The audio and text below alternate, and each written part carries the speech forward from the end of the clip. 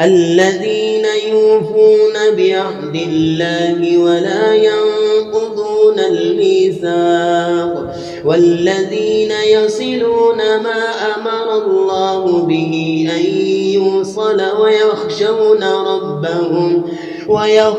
ربهم ويخافون سوء الحساب والذين صبروا ابتغاء وجه ربهم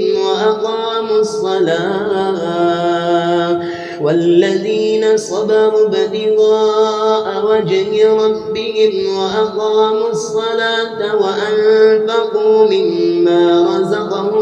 وأنفقوا مما رزقناهم سرا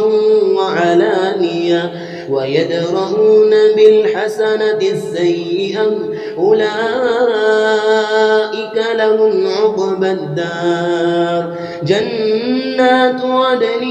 يدخلونها ومن صلح من آبائهم وأزواجهم وذرياتهم والملائكة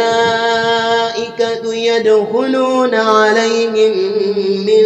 كل باب سلام عليكم بما صبرتم فنعم عقبى الدار.